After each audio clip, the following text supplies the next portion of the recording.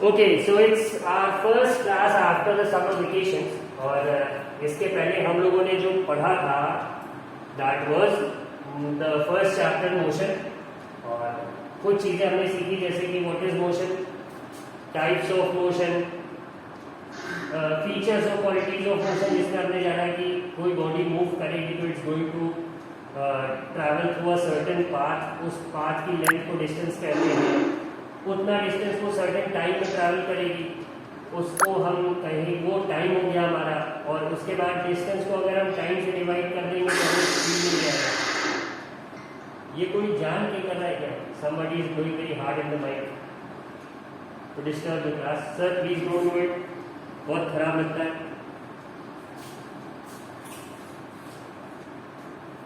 ठीक है। और हाँ, डिस्टेंस के बारे में जाना, स्पीड के बारे में जाना और टाइम के बारे में जाना। इसके बाद जो नेक्स्ट चीज थी, हम लोगों ने थोड़ा बहुत जाना कि अगर speed in a specific direction अगर हम बात करेंगे तो उसे हम वेलोसिटी क्या देते हैं, which is a vector quantity. फिर हमने जाना कि स्केलर क्वांटिटी क्या है, वेक्टर क्वांटिटी क्या है।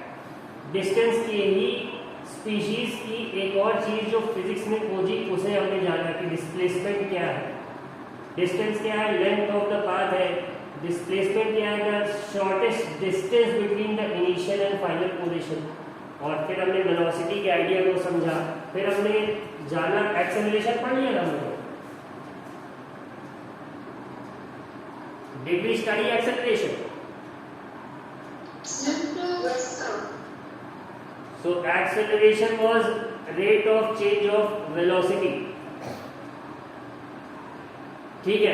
अब वेलोसिटी से पहले स्पीड आई थी, distance covered per unit time. Velocity was distance covered per unit time in a specific direction. ठीक है। इसके बाद एक्सेलरेशन हम लोगों ने पढ़ा था कि the rate of change of velocity. तो ये पाया गया कि टाइप्स ऑफ मोशन में दो तरह के मोशन हमने पढ़े थे, यूनिफॉर्म मोशन और नॉन यूनिफॉर्म मोशन। तो यूनिफॉर्म मोशन वो होता था जिसमें कि equal distances were covered in equal intervals of time and if the direction was also same then we called it uniform motion. But अगर ये चेंज हो रहा है, मींस वेलोसिटी इज इंक्रीजिंग और डिक्रीजिंग, तब वहां पे acceleration came into play and what was it known as change in velocity upon time taken. ठीक है। और इसका एक छोटा सा फॉर्मूला भी हम लोगों ने कैलकुलेट करा था, a is equal to v minus u upon t, जहां पे v was the final velocity, u was the initial velocity and ये चेंज कितने टाइम में हुआ है वो t रिप्रेजेंट करता है। ठीक है। तो और ऐसे मोशन को क्या कहते थे, this kind of motion is known as accelerated motion. इतनी बातें हम लोगों ने पढ़ी थी। What was the other thing that we studied?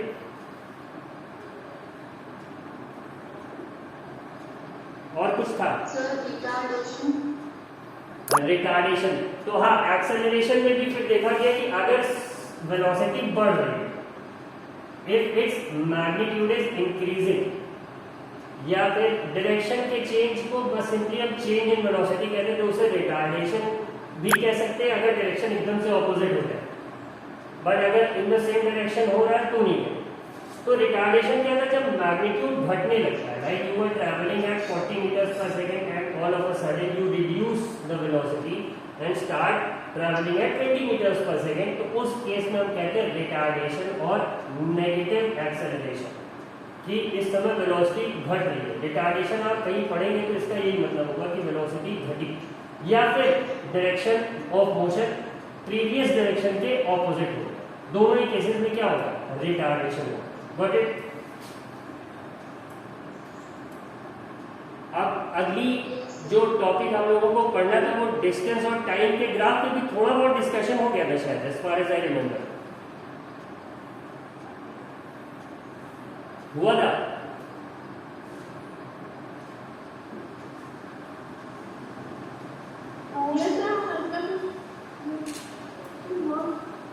Not much, but yeah, some of it was discussed as far as I can remember। ठीक है। तो अब थोड़ा सा इस पे डिस्कशन करते हैं।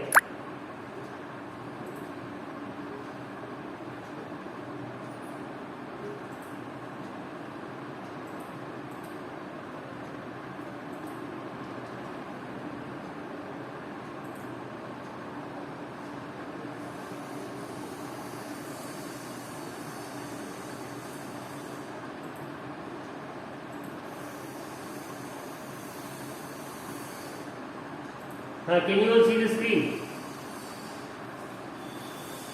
Yes, sir. ठीक है, अब ग्राफ्स के बारे में ऑलमोस्ट सबने पढ़ रखा है। तो ग्राफ में होता क्या है कि एक ये लाइन सीधी नहीं बनी है, बट इस तरह से कुछ होता है ग्राफ, और इस पे कुछ लाइन या इस तरह से कुछ दिखाया जाता है। जैसे कोविड के बारे में अभी हम लोग जो पैटर्न का एनालिसिस कर रहे थे वो इसी बेसिस पे कर रहे थे, और दोनों लाइंस पे ये इस तरह से एरो बना हुआ है। वो गलत बन गया थोड़ा सा, जस्ट सेकंड।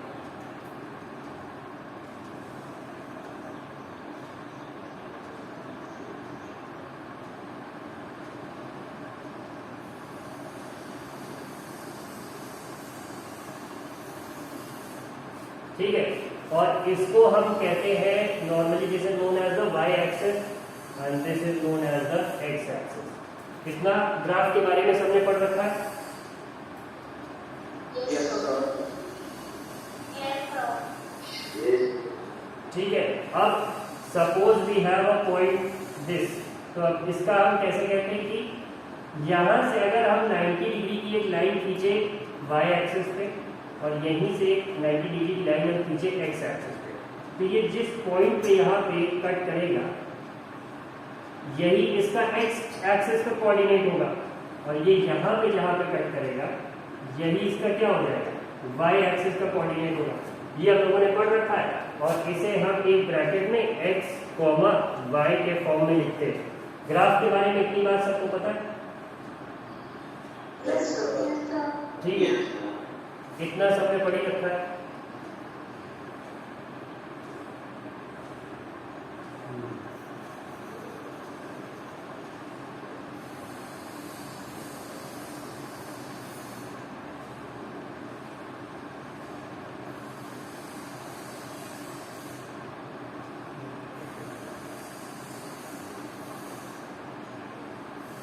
Just second.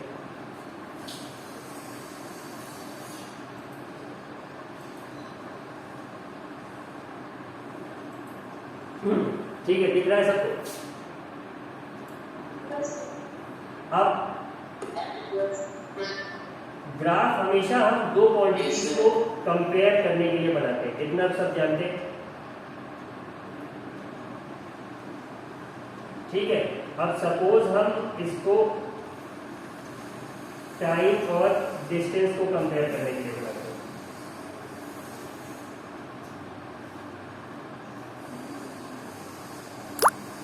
लिखा बहुत ही गंदे तरीके से, इग्नोर दैट। और यहाँ पे हम देखते हैं कि एक लाइन बनी हुई है स्ट्रेट। ठीक है, तो अब अगर एक लाइन इस तरह से हॉरिजॉन्टली बनी हुई है parallel to the x axis, time वाली एक्सिस एक्स एक्सिस है और डिस्टेंस वाली एक्सिस क्या है, वाई एक्सिस है, और एक लाइन ग्राफ पे बनी हुई है parallel to the x axis, तो क्या इसमें डिस्टेंस कवर्ड की वैल्यू बढ़ रही है? Is it include? No, sir. और टाइम की वैल्यू बढ़ रही है? Yes, sir. तो डिस्टेंस बढ़ नहीं रहा है बट टाइम बढ़ता जा रहा है, तो ऐसे में हम क्या कह सकते हैं कि बॉडी मोशन में है, रेस्ट पे है, या नहीं पता, कैन नॉट से, रेस्ट पे। ठीक है, अब suppose we draw a line like this, इस केस में क्या कहेंगे? अब अगर देखो तो अलग अलग पॉइंट्स पे Distance and time both are also increased. इसकी दोनों वैल्यूज बढ़ रही है ना, मतलब with increasing time the distance covered is also increasing.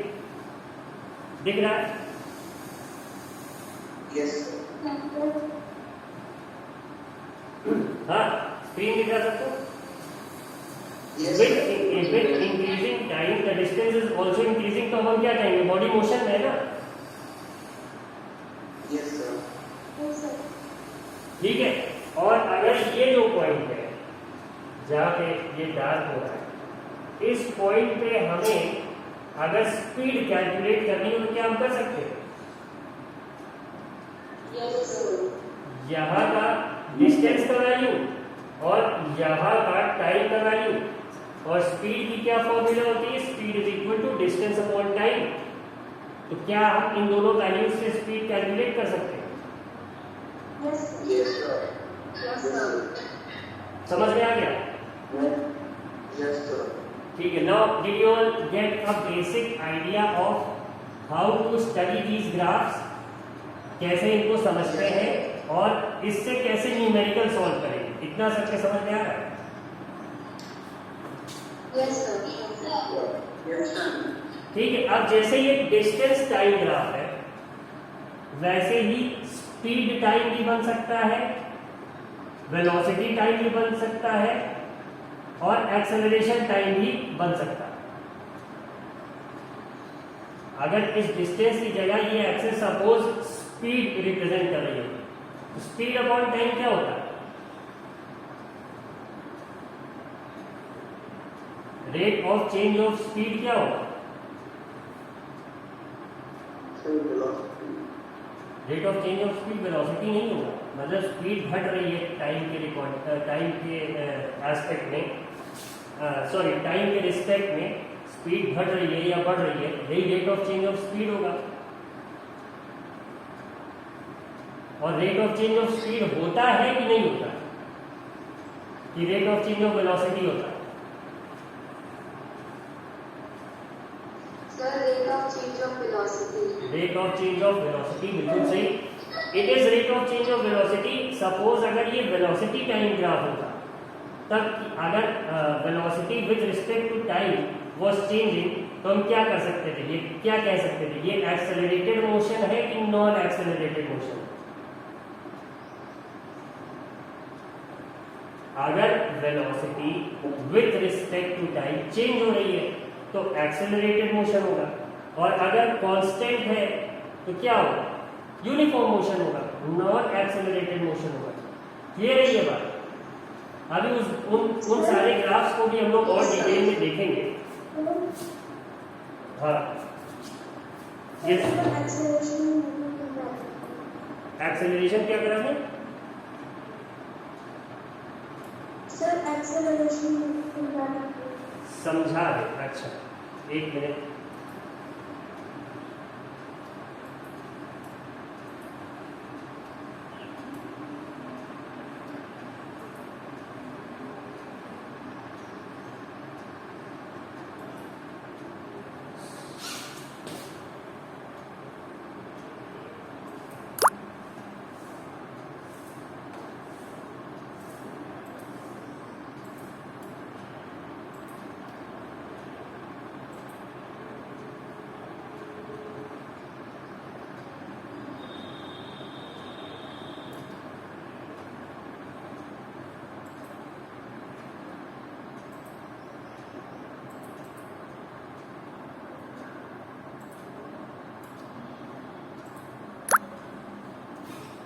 ठीक है।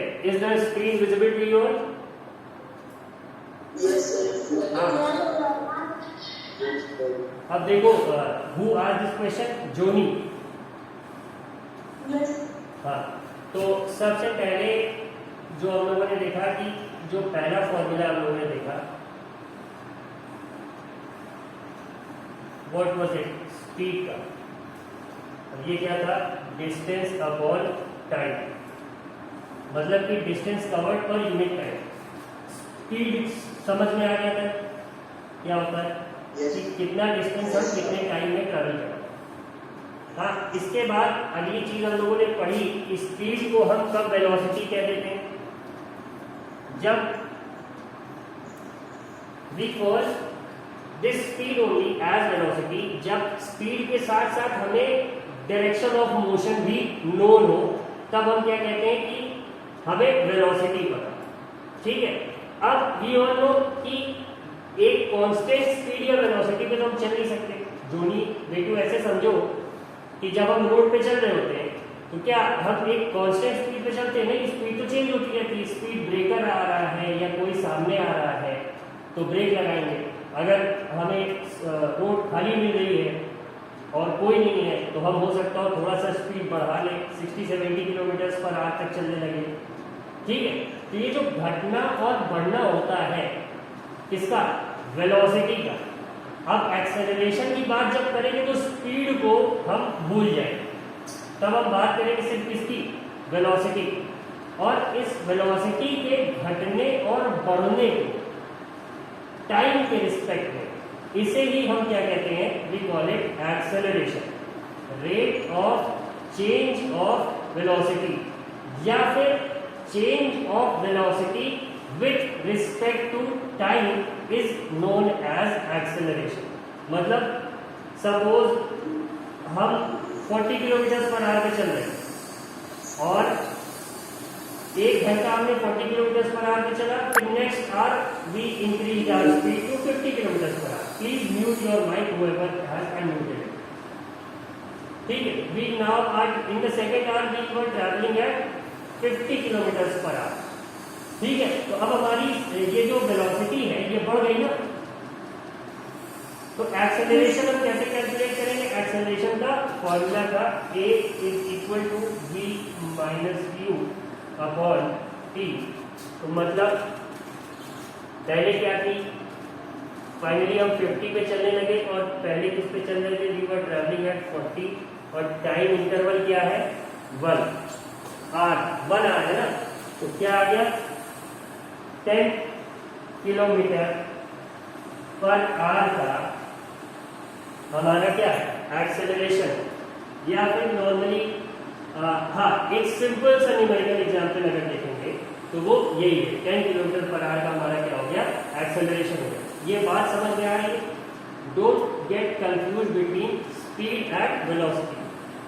बात समझ में आ गई है? Yes, sir. जिसका डाउट था उसको जोनी, Yes, sir. बात समझ में आ गई? Yes. ठीक है, नाउ अब ये जो डिस्टेंस स्पीड टाइम ग्राफ का था, ये इसका हल्का फुल्का आइडिया समझ में आया, कैसे देखते हैं Yes, और sir. कैसे हम एक ग्राफ पे मोशन को रिप्रेजेंट करते हैं, इतना समझ में आ गया सबको?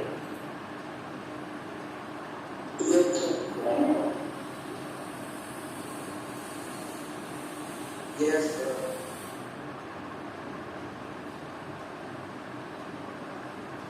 हाँ, अब देखिए, is the screen visible to you all? Distance time graph क्या होते हैं? The change in the position of an object with time can be represented on the distance time graph adopting a convenient scale of choice. अब जैसे ये जो नीचे वाला graph है, in this graph time is taken along the x axis, जैसा कि आप लोग देख सकते हैं यहाँ पे, ये आपकी जो x axis है, कर्सर दिख रहा है सबको? Yes, sir. हाँ, तो ये time is taken along the x axis and the distance is taken along the y axis, और distance time graphs can be employed under various conditions. Employed under क्या मतलब हुआ, इनका यूज हम कर सकते हैं under various conditions where objects move with uniform speed, non-uniform speed, या फिर remain at rest. अब जैसे जो मैंने एग्जाम्पल दिया था उस ग्राफ से तुमने कैसे इंटरप्रेट करा कि ये ऑब्जेक्ट इज एट रेस्ट? क्यों? क्योंकि the value of distance was constant. तो अब अगर डिस्टेंस की वैल्यू चेंज ही नहीं हो रही है तभी तो आप कहोगे ना that the object is at rest. तो वो आपने वहां से मतलब इन्फर करा, उससे कंक्लूड करा। इसी तरह इस ग्राफ का यूज हम मोशन की अलग अलग कंडीशंस को एनालाइज करने में करते हैं। We know that when an object travels equal distances in equal intervals of time, it moves with uniform speed. This shows that the distance traveled by the object is directly proportional to time taken. मतलब जैसे जैसे time बढ़ रहा है वैसे वैसे distance बढ़ रहा है और दोनों एकदम इक्वल क्वांटिटी से बढ़ रहे हैं, तो ऐसे मोशन को हम यूनिफॉर्म मोशन कहते हैं। Thus, for uniform speed, a graph of distance traveled against time is a straight line. कैसी straight line? इस तरह की straight line. इक्वल डिस्टेंसेस, जैसे पहले 20 मिनट में डिस्टेंस कितना कवर हुआ है, लगभग इतना 20 किलोमीटर। फिर अगले 20 मिनट में कितना ट्रेवल हो रहा है, उसी के रिस्पेक्ट में, मतलब equal distances are being covered in equal intervals of time. जैसा कि देखो इस टेबल में दिया है, टेबल 8.2 में देखो टाइम 0 था, डिस्टेंस 0 था, 2 सेकंड के बाद 1 मीटर, 4 सेकंड के बाद 4 मीटर, 6 सेकंड के बाद 9 मीटर। ठीक है, तो अगर इक्वल इंटरवल्स है, अब यहाँ पे आप क्या देख रहे हैं कि पहले 2 सेकंड के बाद 1 मीटर था, तो मतलब 4 सेकंड के बाद 2 ही मीटर होना चाहिए था ना, बट यहाँ पे 4 मीटर हो गया। तो ये किसका एग्जाम्पल हो गया, नॉन यूनिफॉर्म मोशन का, एज पर दिस टेबल। क्यों, क्योंकि unequal distances in equal intervals of time हमें यहाँ दिख रहा। वहीं पे इस ग्राफ में equal distance in equal intervals of time हमें दिख रहा। ठीक है, दस uniform speed, a graph of distance traveled against time is a straight line. The portion OB of the graph shows that the distance is increasing at a uniform rate. OB कौन सा है भाई पार्ट, तो ये B है, ये O है। हाँ Sir, please explain from table also. कौन सा table, Sir, uniform motion graphs. Ayush कहाँ पे थे बेटू अभी तक तो, Yes, sir. Where are you,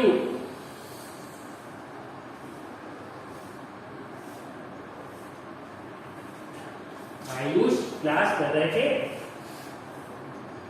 कि अभी अभी कहीं से उठ के आए,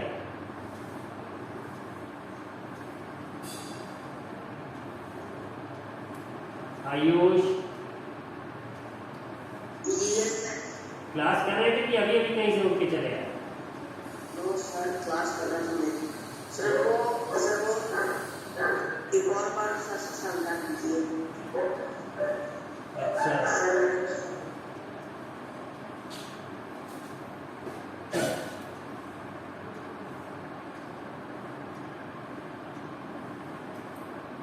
ये ग्राफ दिख रहा है आयुष,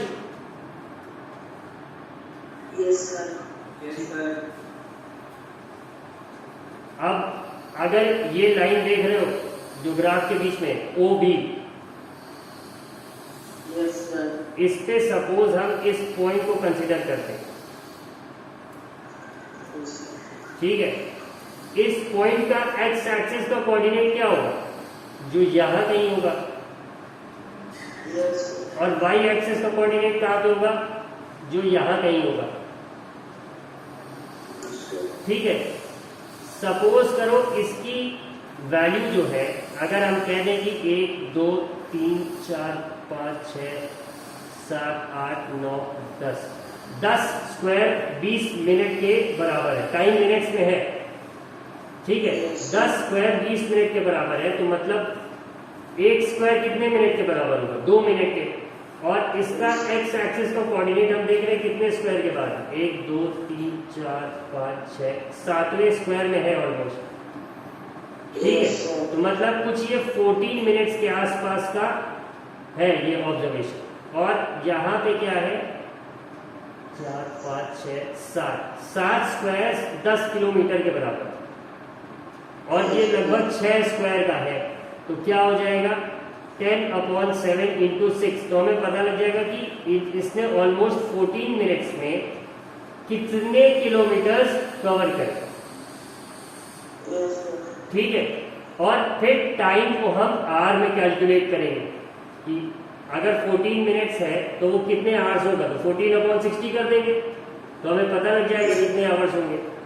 फिर distance travelled upon time taken से हम स्पीड कैलकुलेट करेंगे, यहाँ की स्पीड देखेंगे, फिर इस तरह से इस पॉइंट की स्पीड कैलकुलेट करेंगे।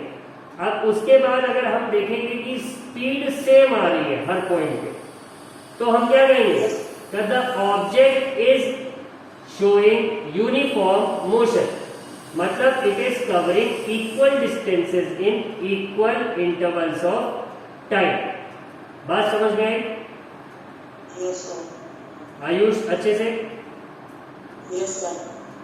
ठीक है, तो डिस्टेंस टाइम ग्राफ का यूज हम लोग इसी तरह से मोशन को एनालाइज करने में करते हैं। इसके अलावा तुम लोगों ने ऐसा ग्राफ देखा होगा क्रिकेट मैच में जब दो टीम्स के रन रेट को कंपेयर किया जाता है, यस। तो ऐसा ग्राफ दिखाते। तो अगर जैसे जो टीम चेस कर रही होती है एक टोटल को, सपोज इंडिया वर्सेस श्रीलंका का मैच है, श्रीलंका ने 290 रन बनाए, तो अब वो जो ग्राफ हमें दिखता है उस ग्राफ में अगर इंडिया वाले ग्राफ की लाइन श्रीलंका वाले ग्राफ की लाइन से ऊपर बनी रहती है तो हम क्या कहते हैं कि इंडिया ज्यादा अग्रेसिव खेल रही है या इंडिया का रन रेट ज्यादा है। और अगर इंडिया के रन स्कोरिंग लाइन का जो मतलब रन स्कोरिंग का जो लाइन है ग्राफ पे वो श्रीलंका के लाइन से नीचे, तो हम क्या कहते हैं कि इंडिया कंपेयर्ड टू श्रीलंका धीमे खेल रही है या फिर इसका रन रेट स्कोरिंग रेट जो है वो श्रीलंका से कम है। तो जैसे वहां पे हम ग्राफ का यूज रन रेट और बाकी सारे स्टेटिस्टिक्स को कंपेयर करने में यूज करते हैं, वैसे ही मोशन में हम इसको अलग अलग फैक्टर्स जो है distance, time, speed, velocity, acceleration, अभी आगे और तरह के ग्राफ है तो उसमें एनालिसिस में हम इसका यूज करते हैं। बस समझ में आ गई सबके? Shall we move forward now?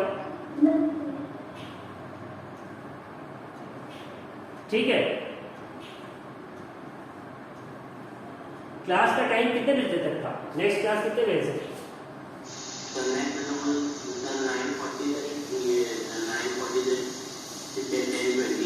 9:40 से ना, तो इट्स ऑलरेडी 9:43 आ गया, टाइम क्रॉस हो रहा है।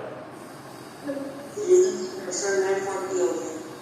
हाँ, okay, so that's all for today. यहीं पे हम अपना डिस्कशन रोकेंगे फॉर टुडे। आई होप कि ग्राफिकल रिप्रेजेंटेशन थोड़ा बहुत आइडिया मिल गया हो।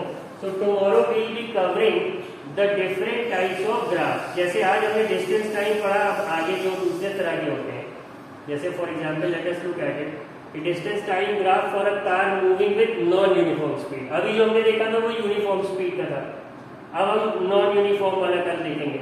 फिर आ जाएगा वेलोसिटी टाइम ग्राफ, और हम ये भी देखेंगे कि अगर हमें स्पीड टाइम ग्राफ या वेलोसिटी टाइम ग्राफ दिया है तो उससे डिस्टेंस कवर्ड हम कैसे इसी ग्राफ से निकालें। We try to cover that tomorrow. Till then that's all, take care, have a good day. Thank you sir. Thank you, sir.